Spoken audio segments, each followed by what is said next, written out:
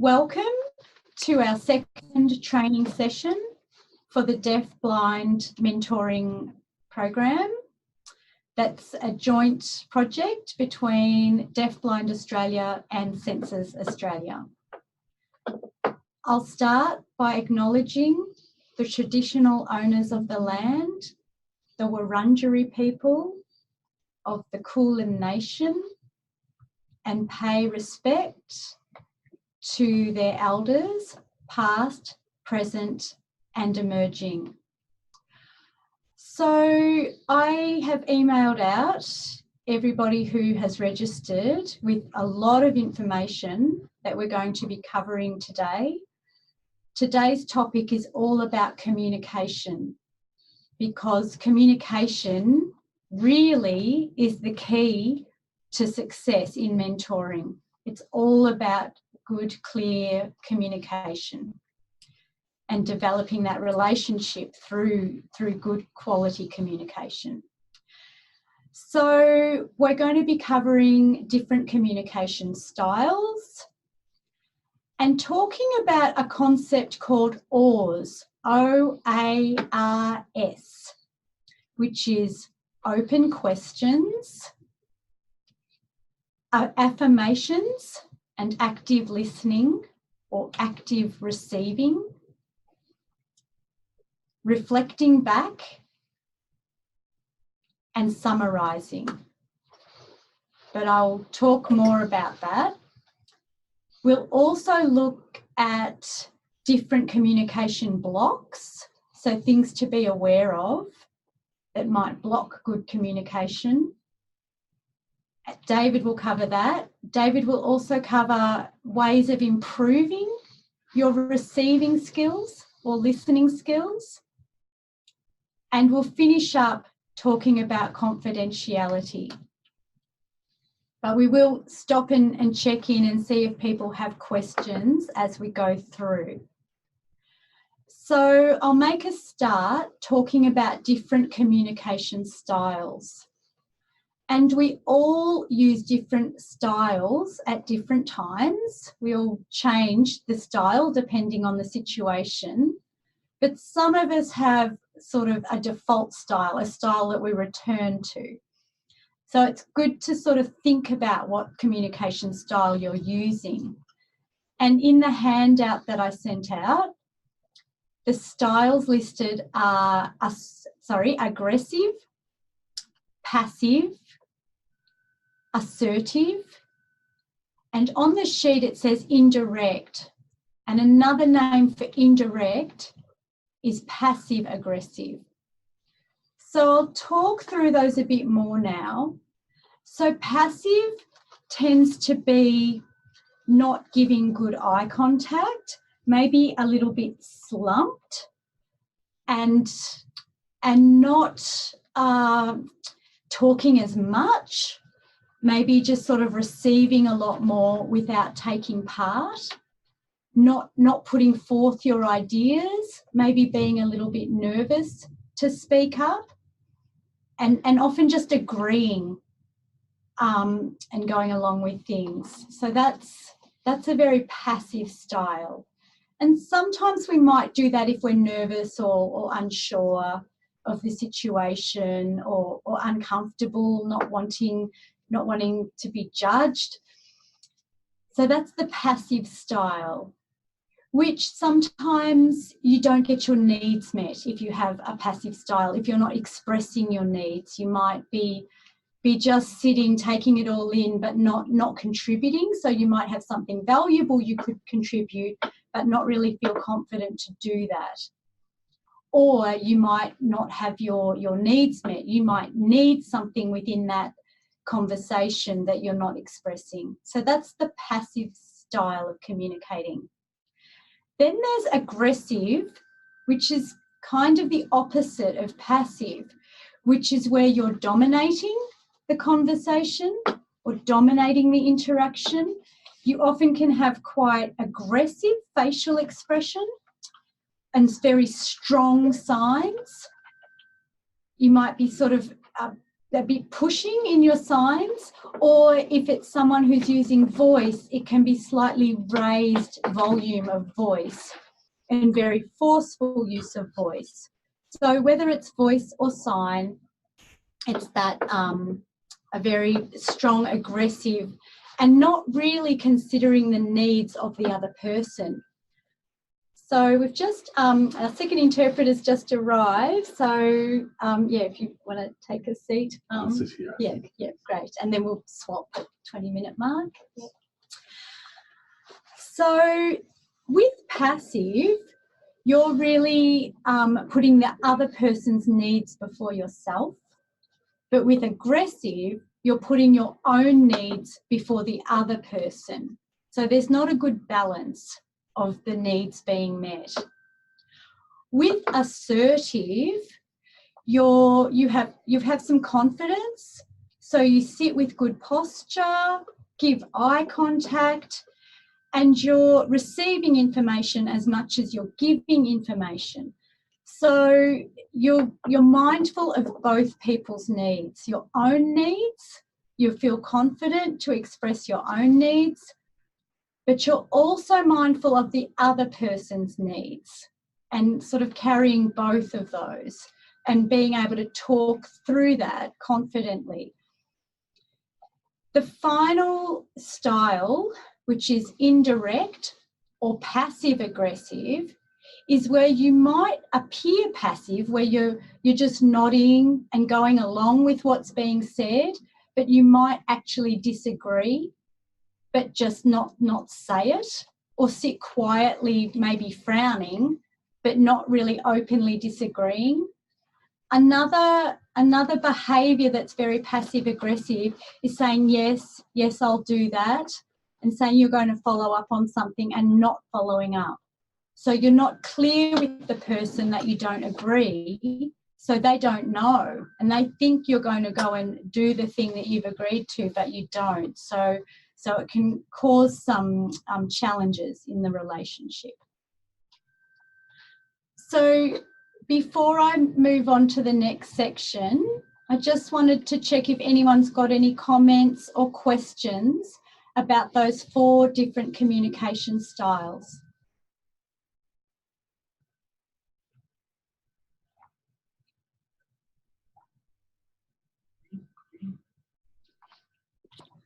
I'm not seeing any comments in the chat, Mary, but I would say it would be good to pan your camera down just a touch. It'll make the signing come across a bit clearer. Okay. Do you know how to work that? A little bit too much headroom rather than seeing the hands. You to ask one of the operator. That would be great. Okay, thank you, Craig. We're going to get somebody. So I'll continue on and we'll try and fix that. Thanks for that feedback. So now we will talk about ORS, which I mentioned before. So it's a good 4 letters to help us remember ways of communicating in a very positive and assertive way. So the O stands for open questions. A stands for affirmations, and also active listening, active receiving. The R stands for reflecting back, and the S stands for summarising. Now, I sent you a cheat sheet, a tip sheet. Hi, Carly. We've just been told to pan down a bit so the interpreting is raised on the screen. Just pause for a moment to get the shot a bit better. Is that? That's good. Maybe a bit touch more. Now down. That might be the maximum. That's better. Yeah, that's better. As an interpreter, I'd have to disagree. Could you bring the camera Closer. Yeah. Maybe in a bit. Up more, yeah, or in a bit. Just that the captioning blocks out your hand sometimes when the camera's too low. Because we can't see the captions on our screen, so yeah, we're not aware of that. So thanks for that feedback. Yeah, I keep. Yeah, go, put your hand up. Up, up. Sometimes that's where the captioning goes to. Right. You're right on the top level of the captioning now, so that's why I want the camera down a bit. Better across the top of the screen rather than the bottom of the screen. Is that possible? It's not possible in Zoom.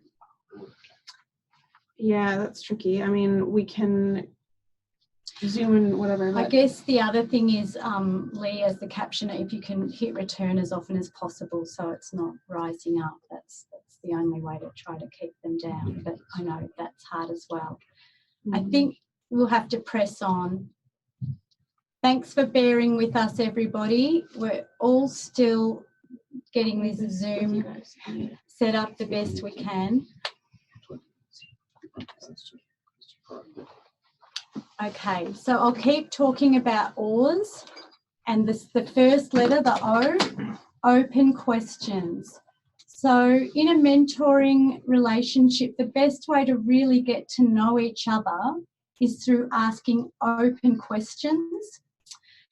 And I'll give you some examples of closed questions. With closed questions, the person asking the question has all the control and power because they're keeping it very brief and just getting very short answers.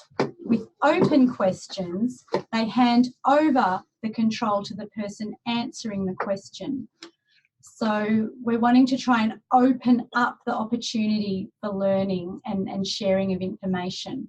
So an example of a closed question is, do you like ice cream? So anything with a one-word answer. So if the answer is yes or no, or even something like, when is your birthday, is a closed question because it just has that one answer. So the starting word in the question gives you an indication. So if the question starts with do, will, would, most of those are closed questions because there'll just be a very short answer at the end of it. But I thought I'd give you a little test and see if you could turn do you like ice cream into an open question. So instead of just a yes/no question, can anybody think of a way of opening that question up? And I'll just let you know that I did send you a handout that has a whole series of closed questions and how they can all be turned into open questions. So I'm wondering if anybody can think of a way of do you like ice cream, how you could open that up to get a whole lot more information.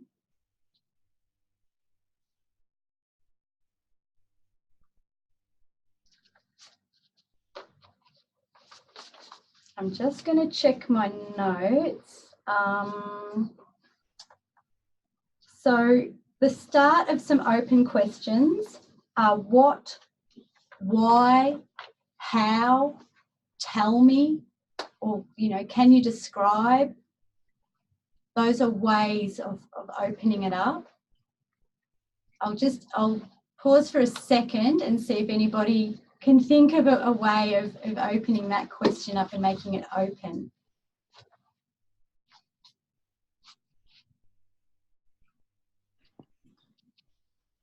Jennifer has her hand up, so unmute Jennifer. Jennifer?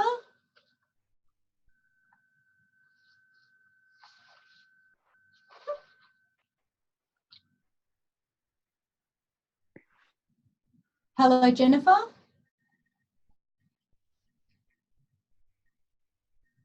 You need to turn on the camera. We just need the audio. But yeah, we can't hear you again, Jennifer. We'll have to do a practice and see what's going on with the technology there. Yeah, her mic and camera on. The camera is showing black and the mic's not working. Well, she's just turned the mic off now, so. Maybe try and turn the mic back on and have another go.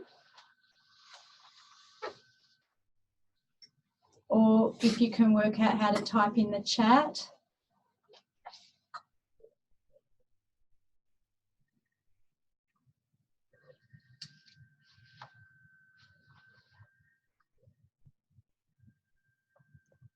Anyway, you should be able to hear Jennifer, but I don't know why it's not working. Okay. Perhaps you could say, tell me about the last time you ate ice cream. Or do you have any special memories of eating ice cream? Well, and that's a yes, but then you could say, tell me about that. So where were you born? You might say, tell me about your childhood. So sort of opening it up, asking for more detail, sort of asking for a story and more of the emotional side of things. Open questions will do that. So then if we move on to the A part, the affirmations and active listening. So affirmations are as the person is talking and sharing, nodding, giving that full body attention. So I know even if you use tactile sign, you can feel if the person's body is facing you. I know that, you know, you can pick up if they're turning away. So it's paying attention with your vision, your hearing, but also in a tactile way, staying completely present and focused on the person. So it can require some practice, and I know David will be talking a bit more about it. So keeping very focused and taking in what's being said without thinking of how you're going to respond is really paying attention. And the affirmation, listening, nodding, letting the person know that you are paying attention and listening to them. So you ask your open question, pay attention with the A. Then the R is the reflecting back. So that's double checking that you have received the message right. Because sometimes we think we've heard and understood, but sometimes we might have got it slightly wrong or picked something up that, oh, did that make you angry? You know, you sound a bit angry. It's like, oh, no. So checking, oh, okay, so you're telling me, and then whatever it is you think you've just heard. So, oh, okay, so you really enjoyed that last job that you did. So, and you enjoyed it because of this and this and this. So is that right? And check, is that right? Have I understood that right? So it's important to not assume that you've received and understood everything, but double check, and that's the reflecting back step. Then finally, the summarising. It's really useful to recap at the end of the conversation. Okay, so we've talked about those jobs that you liked, and you liked them because of this and this and this. And the things that you found challenging and difficult were this and this aspect. And what you're wanting to work on now is these strategies to address those challenges as they come up in the future. So it's sort of recapping all the things that have been discussed and just getting that agreement that, okay, and this is what we've talked about today, and this is going to be the next steps moving forward. Just swap interpreters. So who's the interpreters on the other end? Are We're doing any I think it's Marie and Alicia. Okay, so they're managing this, so we just manage this. That's right, yeah. Okay, so that's pretty much my part covered. There's quite a lot of information in the handout, so I would encourage you to read those. I think it would be also useful, because we are sending you through quite a few handouts, to create a folder, your own folder for the mentoring program, and put all of those handouts in the folder. Because as you're going through the program, I think it will be useful to go back to some of the handouts that we send you. I did also want to note that all the handouts that we're sending you, we are very grateful to Blind Citizens Australia who have shared those with us. We've made some changes to make sure that they meet the needs of people with deaf blindness, because they're very focused on listening and on speech. So we've made some changes, but they have all come from Blind Citizens Australia. So we say a big thank you for sharing those with us. So before I pass over to David, can I just see if anybody has any questions or comments about those OARS, the OARS way of thinking about a conversation? You may need to remind people how to use the actual chat a bit more, Mary. I'm not sure that people know how to use it. Sure. Okay. So particularly, I know some people are new to Zoom.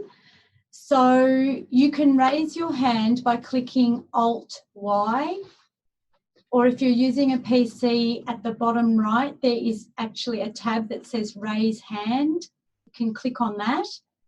That will indicate that you want to sign to us or speak.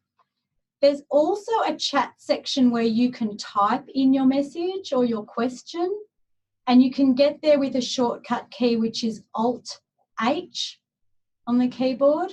That will take you straight into the chat box, and then you can just start typing your message. And when you click return, that will send it through. Or you can just find it and type directly in. So there's 3 ways. You can type your message, or you can speak your message through audio, or you can sign your message with the video. So we've got... Mary, we now have some hands raised. We'll start with Wilma. Okay, Wilma. Can we unmute Wilma? Hello, Wilma. Hi there. I did send an email back to you because when you sent all the forms, the OARS ones weren't with it. So I've just heard in this interview what OARS means, but do you actually have that on paper, and could you send it? Yes, I wonder, it was definitely in the email that I sent. I went back and double checked that, but I think there was a long list, so you might need to scroll down. But I can send them out again. I did check the email and it was attached. So I'm wondering if there was a limit. Perhaps if you can let me know, have another look, because it should be there. I think there were about 7 different forms that I sent through. So I'm sorry. Right. It's Thank you. That's helpful. It's a huge amount of information, but sometimes there's a little arrow and you need to scroll through and you will find that there are actually more attachments there. I also sent you the attachment that we talked about in the first session. I sent through the story about Everest and the terms of reference. Okay. So that's there for you as well. So I'm sorry, it was a very big email and I think too much to read before this session, but we're just sort of summarising it a bit in this session, and then you've got those forms to go back and read to get more detail and for you to refer back to during the mentoring program. If you're having some communication issues that can come up, it's good to refer back and even read them before a session to think about how you want the communication to go. Thank you. I'll look. There's a few more hands raised, Mary. We can talk to Heather now. Hey, yes. So Heather, over to you. Oh, hi. Hi, this is Heather. Can you see me? Yes. Yes. Yes, we can. Thank you, Heather. It's good to have you online. Thank you, Wilma, but you did take my question. Doesn't matter. Same time, my computer wasn't working very well. And can it be translated into Braille? So I can file it? Could it be posted out in Braille? I will double check that. Possibly. I will get back to you. I'll let everybody know next session if that's possible. I'm not sure. I need to double check that. It's a large amount of information, so it will actually be a lot of Braille. I don't know if you want that much Braille. It really is quite a few pages. That will be a lot more in Braille. Okay. But remember, sometimes reading on the computer, I can't do that. I need to have a bit of a break and I'm more comfortable on the lounge. I understand. So maybe if you have a look through and see if there are some that you'd like more than others. If you want them all, that's fine, but maybe sort of have a bit of a look. But Okay. I'll double check. Well, Yeah, thanks, I'll fix Heather. it up. We can fix it up later. Okay. So thank you, Heather. Thank you, Wilma. So we'll be sending out more information before the next session as well. So a lot of information is going to be coming through to you. There's one more hand up while we're here, Mary. Nicola Stowe has her hand up. Hello, Nicola. Welcome back. She's talking to me because I put my hand up. Just a minute, I'll quickly. Oh, sorry, Meredith. I had someone come in the middle of what I was doing. So I'm here. Okay. Sorry, I had someone in the middle of what I was doing. So I'm back. I can answer. I wanted to ask a question about the open-ended questions. I wanted to know whether sometimes with a deaf-blind person, you might have to simplify or split them up somehow to make them easier. It's Meredith speaking. So it depends a lot on the individual person that you're working with. And I think as a mentor, that's part of the reflecting back and checking that you've understood. I think sometimes when you ask a question and the person gives you a very different answer, that helps to give you an idea of whether you need to change the question. So that's part of that active listening and realising, oh, I haven't made myself clear with the question. I need to ask it in a different way. So I guess sometimes no. So that makes sense. When you're in the moment and you're asking the question, you will know from the answer that you get whether it needs to be broken down or whether it was, But I think that's a good point. And I think it's important to remember with deaf-blindness, communication is more challenging. So there does have to be a bit more repetition. With vision impairment, signs can be not seen quite right, or they might see a different sign. With hearing impairment, we can hear the wrong word. And with tactile, signs around the face like dinner and sister can look very similar if you don't know where on the face it was. So there's a lot of opportunity for communication breakdown. And because communication is so important in mentoring, it's good to keep doing that, reflecting back, checking that the message has been clear. So I think that's a good point, Nicola, and that's a really key point with the mentoring is always checking in that you're both understanding each other.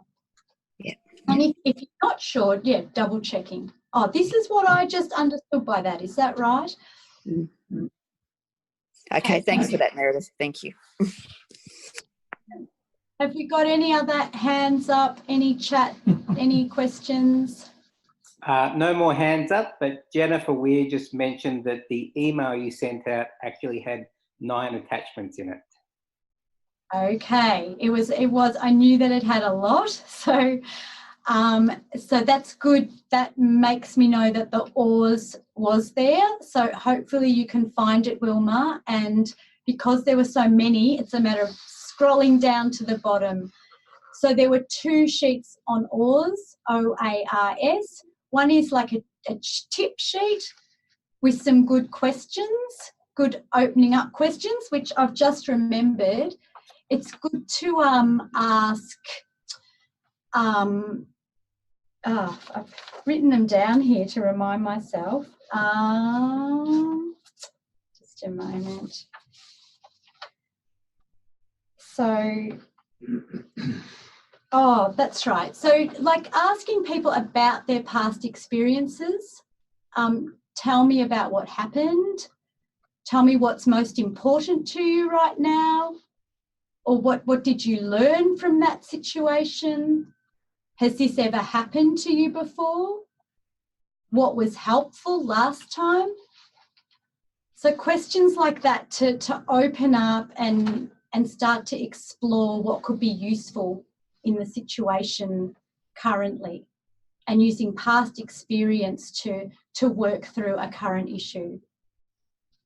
So sorry, that's backtracking a bit, but all of that information is in the handouts for you. So I will pass over to David now, who's going to tell you about some communication blocks.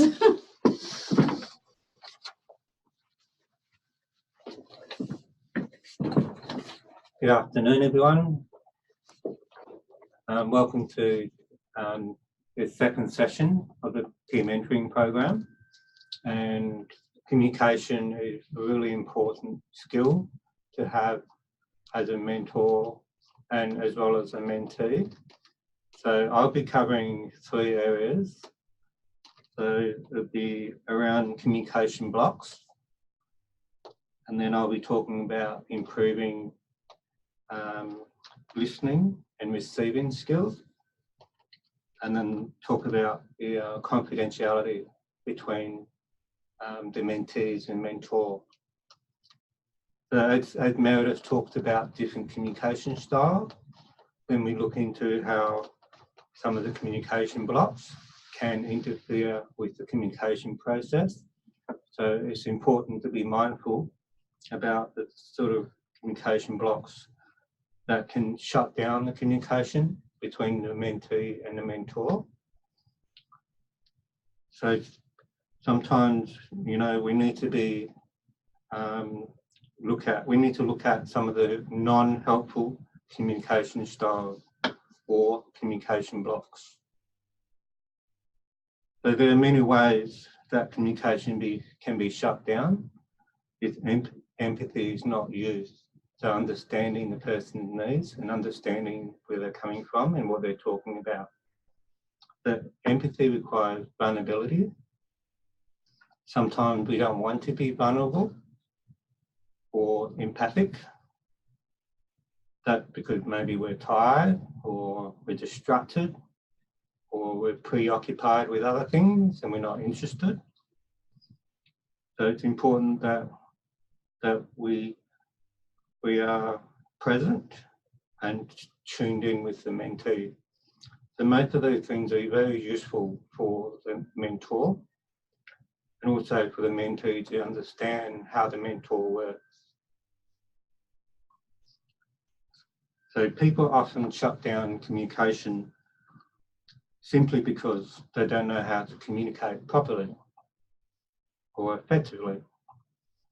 So we share something vulnerable with someone, we usually want to be heard and understood. Sometimes people focus on fixing the problem rather than understanding the person's and empathizing or understanding the needs. For example, here, I know the solution. Just do it. Just do this and your problem will go away. They may feel satisfied with themselves, but the other person won't. So it's important, you know, to understand how we communicate and understand the other person. So there are 6 different communication roadblocks, and the roadblocks interrupts the person's own exploration or experiences to get back to his own process that the person must go around them. So one of the roadblocks is dismissing.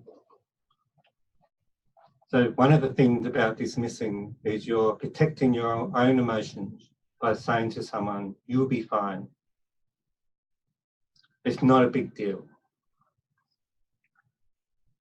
So this minimises the mentee's feelings, and we need to accept the emotions as true, present, a true present experience. Even if they're reacting differently, and you know, if you don't understand, ask them open-ended questions, reflect and clarify to better understand. The second one is playing the expert. And when someone mentee talks to you about a situation, and you might say to them, I know exactly what you mean. So you're playing the expert. It's better to just to hear them out and empathise what they're saying. Number 3, you know, the interpreter spot. The third roadblock. Has Heather's interpreter spoken? I don't think so. Okay, they're probably working there. They're doing their own. Yes, okay. The third roadblock is preaching. Preaching is something like, you should. It's your responsibility.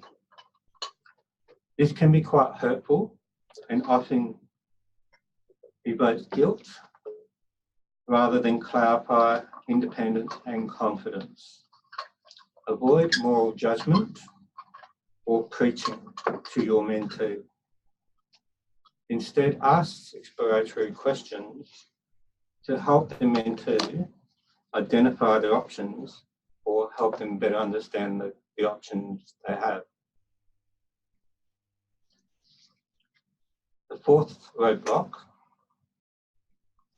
is giving advice, making suggestions. For example, why don't you just do this? Here's what you need to do. Have you tried this? So we have the tendency to want to fix other people's problems. Instead, help the mentee build their own decision-making and problem-solving skills. Ask the mentee how they feel, what options they think they have, and how they feel about those options. So you are modelling and facilitating decision-making, independence, and the mentee's own emotional awareness. So that one's the roadblock number 4. So we'll look at roadblock number 5. So rationalising or explaining away. For example, you don't really mean that. It doesn't make sense to worry about that.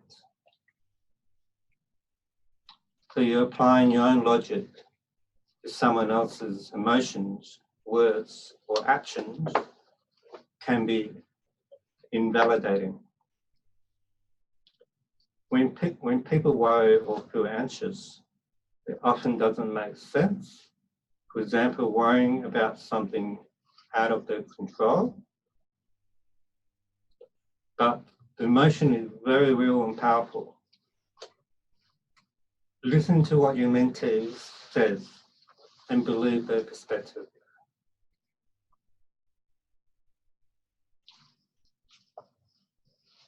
The last roadblock is assumptions. You must be excited. Let the mentee label their own emotional experience before telling them how you think they feel or assuming how they feel. For example, wow, that's big news. How do you feel about that?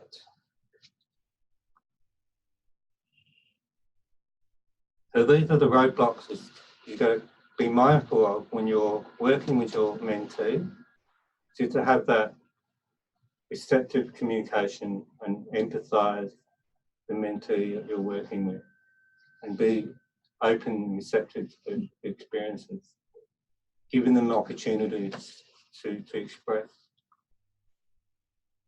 I'm going to see if there's any questions on that. So would anyone have any questions about roadblocks?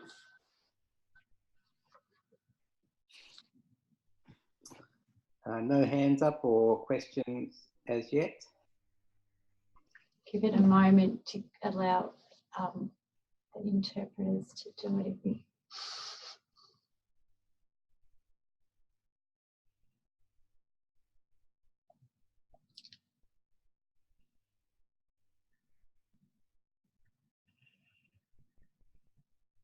No? Heather's put her hand up, so let's have a chat to Heather. It's Heather speaking. That was very interesting, David, and some of that I never thought about. Is a lot of information to think about, but I guess, you know, in the future we need to, you know, take time to receive all that information. So just a bit of feedback. It's good information, but it's a lot to process.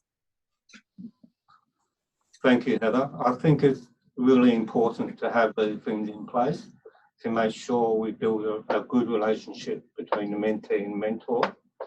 So we want to ensure the mentee gets the most out of building their skills and receive that mentoring support in the most comfortable way, without judgments, without all these roadblocks I've outlined. So in regards to your braille, these are sort of things that we can maybe put on the braille paper for you, which is the key points to keep in mind of what to expect from a mentor. And now we also have Karen would like to have something to say. Go, Karen. Hi, everybody. I've been listening with great interest. I don't know if this fits into the roadblock category, but it's just something that came to mind when David was speaking that I thought might be an interesting topic to raise. And regarding deaf community, and we all know what a small community we are, and that everybody knows everybody, and that sometimes there might be some concerns around that confidentiality, around community knowing what's happening with mentors or mentees, and maybe there would be some value in some advice around that issue, or some of the participants if they had any thoughts on that as well. It's a bit, can you just explain? We're going to cover that at the end. Yeah, with the confidentiality, we'll be covering that at the end to ensure that we set up a relationship that protects both interests, the mentees and mentor. So if we can hold on, and we'll go into that a bit more. Oh, beautiful. Thank you. Do you have any further questions before I move on to the next part? Looking all clear at the moment, so feel free to continue. But the next part is we're going to be focusing on receiving skills or listening skills so we can understand and communicate effectively. So there'll be a few tips here on improving receiving skills. So this is for mentor to listen to the mentee, share their experiences, express their feelings, and how we can support them, guide them through in making those choices and decisions. So number one, it's important that we are motivated and pay attention, regardless of the interests you have in that subject matter.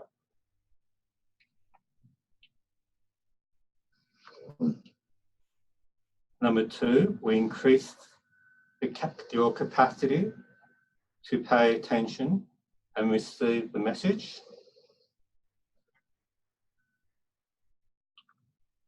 Number three, try to work out what the mentee is suggesting about the goals or needs.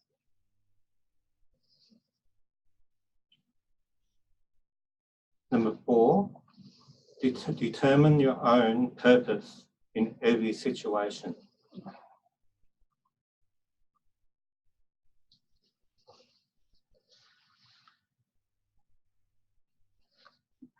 required, become aware of your own biases and attitudes.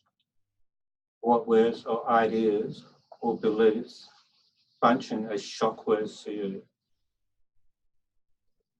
So some of your opinions may not suit the mentee. So it's good to be aware of what works best for them.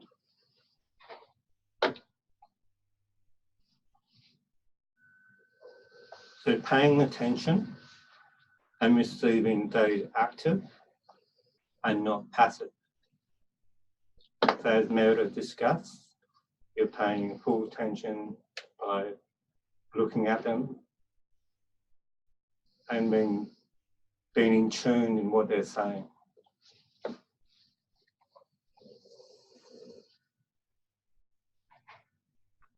Number 7, it's also important to analyse your receiving habits. So you reflect on whether it's productive or unproductive. How could you make it better next time? To seek feedback.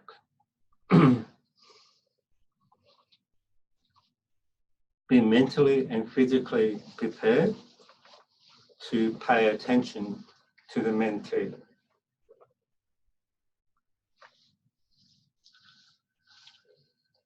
Number 9, delay judgments.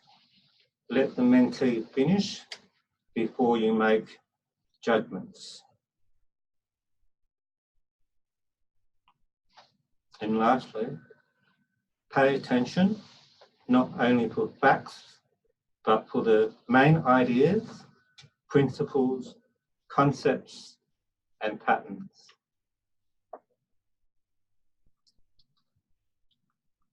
So there's some of the tips on improving receiving skills. Do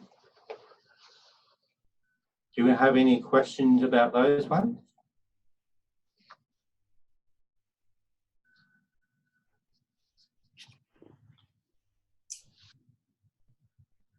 You've got to push the questions. No comments or hands up yet. You've got to drag it out of them, David. Remember, we got copies of these paperwork, so you can go through them. And if you're not sure about these points, you can ask questions later and we can clarify them for you. All clear for now, so keep going. Now I'm going to go through the last section on confidentiality. So we'll have a policy that will protect the mentee and the mentor to work together in confidentiality. So this will help the mentoring relationship share information with the mentees and mentor. So this information could be related to work performance, the mental health, mental health, or other personal information they share. The confidentiality policy ensures that peer mentors treat mentees' disclosures with respect, sensitivity, and discretion.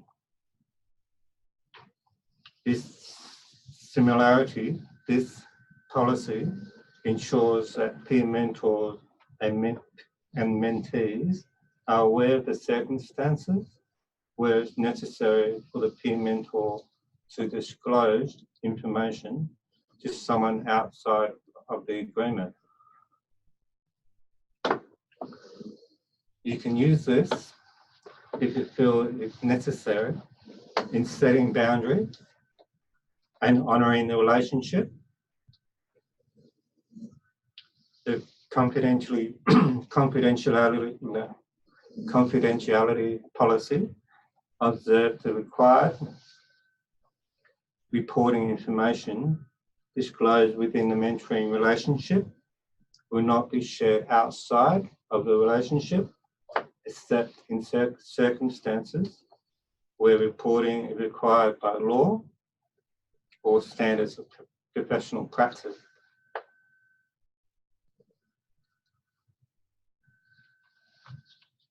So we'll look at some of the examples of the confidentiality policy to protect the confidentiality of participants in peer mentoring.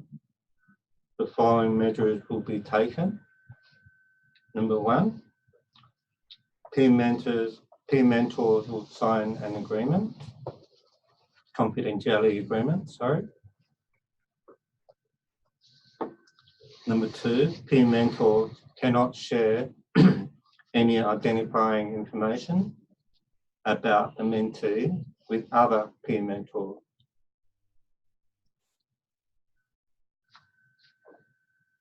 Point number three, peer mentors cannot share information about mentees outside of the relationship except where reporting is required by law or relevant standards of professional practice.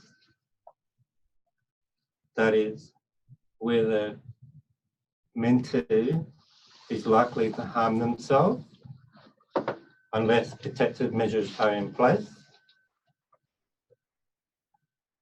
Point two, where the participant presents a serious danger of violence to others.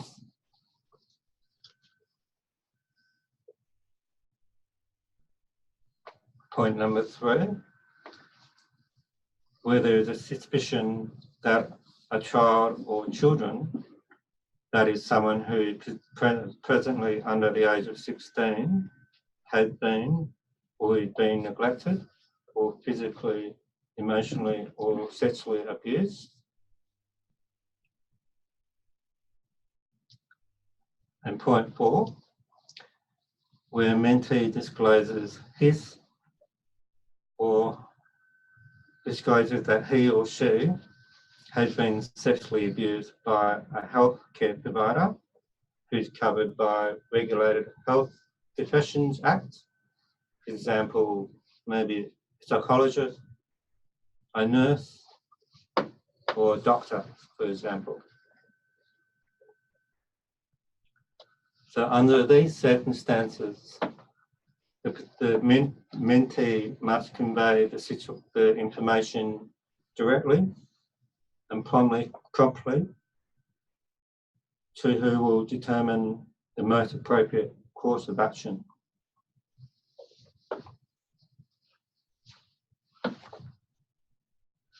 So that's the confidentiality policy that will be in place as part of the program to ensure we protect the interests of both mentees and mentors. Paula has a hand up. And Paula has her hand up. So it's Meredith. You need to use the. Do you mind if I swap this sec?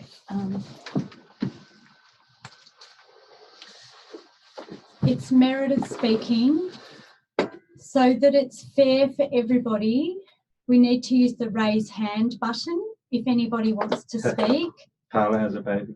Because not everybody can wave on the screen. So we just need to make it fair for everyone and use the raise hand button. So you can use Alt-Y or click on the words that say raise hand, or you could type in the chat if that's easier, that you want to sign.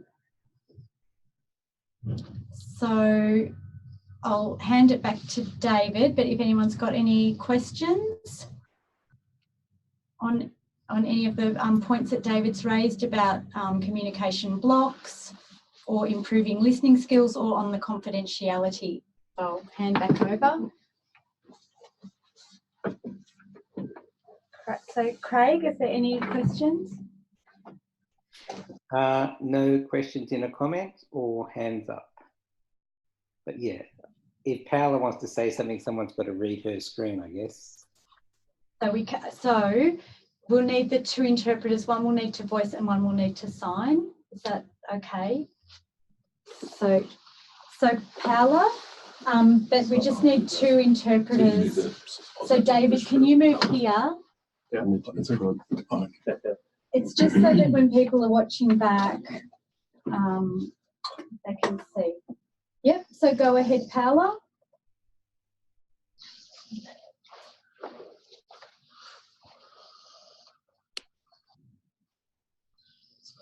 Okay, so I understand what you're saying. That's when a mentor is meeting with a mentee and they have that agreement in terms of confidentiality. But at the same time, the mentor may have to disclose information to the authorities. It's important that the mentor tell the mentee that, because if the mentee doesn't know, that can also then lead to other problems. So that, oh. Sorry, I lost your screen for a moment there. So the mentee knows. Yes, so I think it's important that the mentor let the mentee know that the information they're disclosing to them, that they will then have to disclose to the authorities, okay? Do you want to respond? Or do you want me? Because I think that a person may not realise, because they can breach the trust. So if the mentor believes that they have to inform an authority, the mentor should tell the mentee then and there. Because otherwise, because some people I know will say, look, do you promise me if I tell you something, because they're feeling vulnerable, then they're going to tell them, then they may have then breached the trust when the mentor says, sure, tell me anything you want. So how do you set that up? Or what are the boundaries? Okay, so you're signing now? Certainly am. Yeah, great. Okay. It's Meredith speaking. That's a really good point, Paola. Thank you. So that's absolutely right. If the mentee discloses something that the mentor is obligated or obliged to pass on to the authorities because of the law, they would definitely need to speak to the mentee about that. And, they'd need to talk all through it and say, I guess that's why we're discussing it now, so that the mentee and the mentor both know that that is part of the program, that if these things come up in conversation through the mentoring program, that is part of the program, that the mentor will need to disclose it. But you're right, Paola, the mentor should never disclose without telling the mentee. And, they might say, okay, this is really serious, what you've told me, or what I've observed here, and I actually need to report it to the authority. I need you to know that that's going to happen. So it's, again, it all comes back to that communication and being very clear about what you're going to do and what you're both comfortable with. So I think Karen did raise a really good point as well. The deafblind community is extremely small, so it just makes confidentiality that much more important. Because so many people do know each other, you don't ever want to be sharing information that happens in the mentoring session. It needs to be a very safe space. That's the benefit of it, to be able to share information that's personal so that you can move forward and achieve your goals. Did anybody else have any other questions or comments about that? No comments to speak of regarding that, Mary. You just need to allow time for people to put their hand up. We had one question from Jennifer. She was just wondering how to do the raised hand. She's still not sure on it. Can you remind Jennifer how to do that? Jennifer. And I'm not sure on an iPad. But it sounds like you got your hand up, but it's the unmuting that's the issue. Should we just try unmuting Jennifer again? So try and speaking now, Jennifer.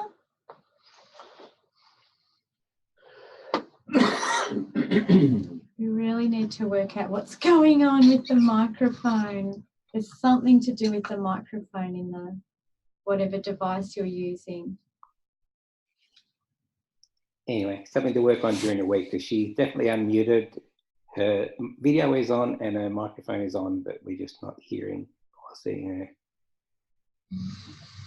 You might need a separate device. Anyway, I can follow up with you and look at what device you're using and what's needed.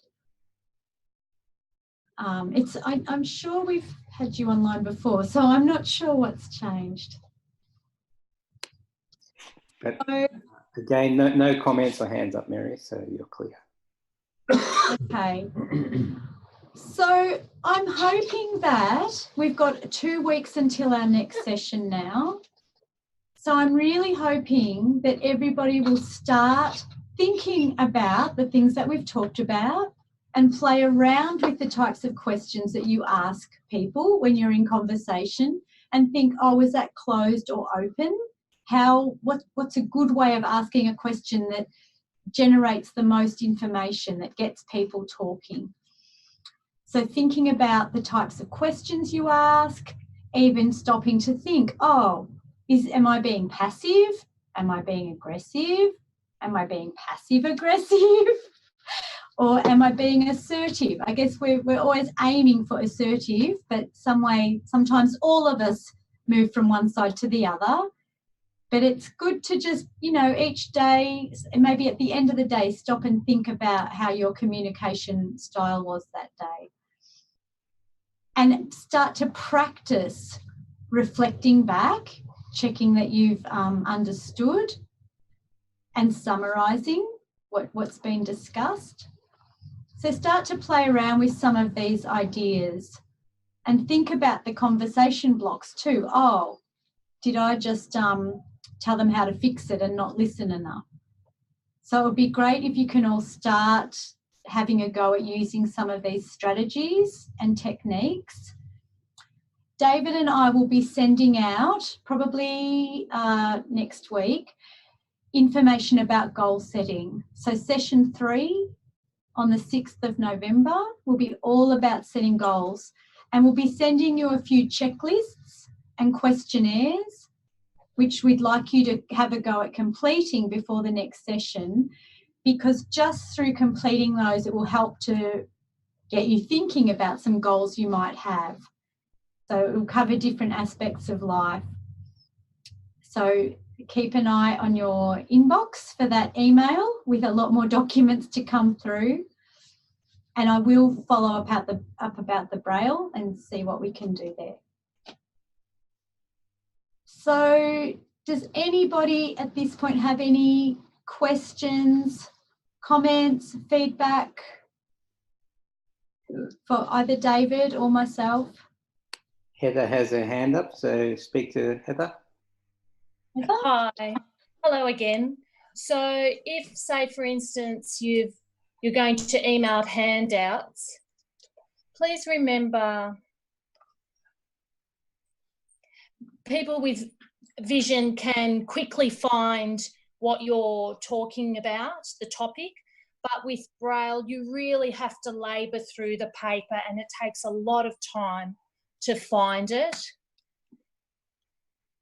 If you had a content page, then I would know, I could get to that particular page and I could find specifically what I need to read. It would save a lot of time. Reading Braille, the only way is to have a content page and numbering, so I know what number to look for and I can skip over things. And then I can type into the computer and it will jump to that particular page. It's a quick way of finding it, a quick way of searching it. So that's just, if you could try that next time for me. It's Meredith speaking. Heather, thank you for that feedback. That's really useful feedback for us. And so now that you've told me that, what we will do, I'm sorry it will probably be at the end of all the training sessions because David and I are sort of quickly working on them as we go with each session. because they're very targeted for blind and not deafblind, so we're needing to change them. But when we get to the end of the training, I will put them all together in a mentoring manual. So I think that will work best, that you have it all in one document with the contents page, so it's easier to find. So thank you for that feedback. That's really good for us to know and learn, because if it's going to work for one person, it will work for a lot more people. So we're definitely always happy to get feedback and learn, and thank you for that. We will do that at the end of the training. We'll put together a manual so everyone has all the information in one place. So I will still email out the documents. We just don't have time to collate it as a manual. I do understand that's not the easiest way to read them, but at the end of the training session, it will be all in one place. So hopefully that will make it easier. As you're going through the program, you can come back to sections that you want to review or go back over later. That would be great. It's all in one, but a different way of finding the information. It's Meredith. That makes really good sense, Heather. So thank you for that feedback. Wilma has a hand up, so want to talk to Wilma? So if we unmute Wilma. Hi, Wilma. Hi there. I just wanted to say, it took me forever to find your email, but I've got all the attachments. You're quite right. Thank you very much for that. It's Meredith. I'm really pleased to know that they did all come through. And I also had to scroll down. Yeah, there was a lot there, I know. So I'm sorry. Yes. It's so much reading, but I guess it's so you have a bit of an idea of what we'll cover, but for future reading as you move through. But as we've just discussed, it's useful for you to have them separate, but I will put it all into one manual at the end. Great. Thank you. Thank you, Wilma. Thanks for letting me know you received it. That's great. Okay. Any other questions, comments?